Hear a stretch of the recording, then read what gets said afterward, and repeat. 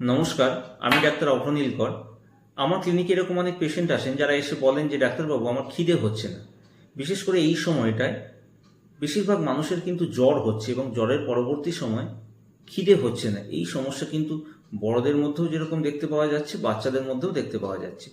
ক্লিনিকে এরকম অনেক পেশেন্ট আসছেন যারা এসে বলছেন ডাক্তারবাবু জ্বরের পর থেকেই আমার খিদে হচ্ছে না। এছাড়াও মায়েরা বাবারাও কিন্তু তাদের বাচ্চাকে নিয়ে আসছেন যে জ্বর হয়েছিল আমার বাচ্চার, তারপর থেকে আমার বাচ্চা একদমই খেতে পারছে না। তো এই সমস্যা হলে কিভাবে এই সমস্যা দূর হবে সেই সমস্ত বিষয়ে আজকে আমি আপনাদের সঙ্গে আলোচনা করব। খিদে না হওয়ার সমস্যা কিন্তু বিভিন্ন কারণে হতে পারে। শুধু যে জ্বর হলেই খিদে হবে না এরকম নয়, অন্যান্য অসুখের থেকেও হতে পারে। কিন্তু হয়তো কারোর ডায়রিয়ার সমস্যা হয়েছিল তারপর এরকম সমস্যা হচ্ছে, বা কারোর হয়তো হজমের সমস্যা রয়েছে তাদের ক্ষেত্রেও কিন্তু এই সমস্যা হতে পারে। অ্যানিমিয়ার সমস্যা থাকলে এরকম হতে পারে, জন্ডিসের সমস্যা থাকলে হতে পারে।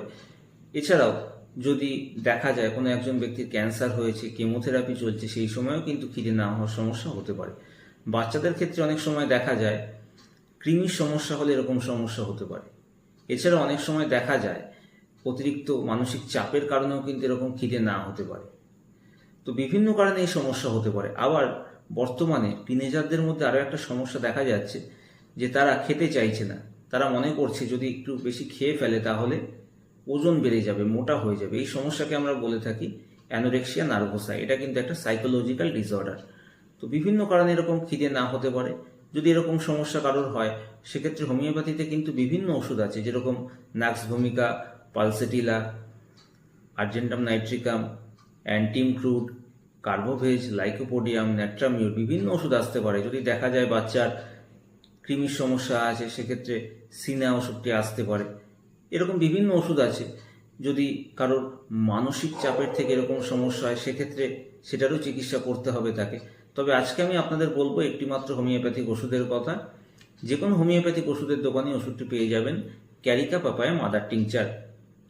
রোজ সকালে এবং রাতে খাওয়া দাওয়া করার 10-15 মিনিট আগে বড়দের ক্ষেত্রে 15 ফোঁটা করে Carica পেপায়া mother tincture half cup জলের সঙ্গে মিশিয়ে অন্তত 15 দিন সেবন করতে হবে। এবং বাচ্চাদের ক্ষেত্রে এটা 10 ফোঁটা করে হাফ কাপ জলের সঙ্গে মিশিয়ে সকালে রাতে খাওয়া দাওয়া করার 10-15 মিনিট আগে দিনে 2 বার 15 দিন সেবন করতে হবে।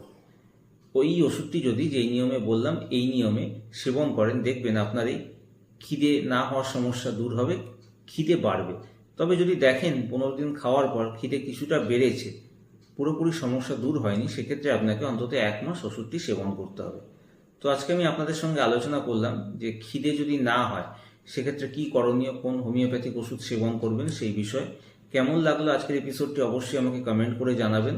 আজকের এপিসোডটি যদি আপনাদের ভালো লাগে তাহলে অবশ্যই ভিডিওটিকে লাইক করবেন, শেয়ার করবেন। ধন্যবাদ।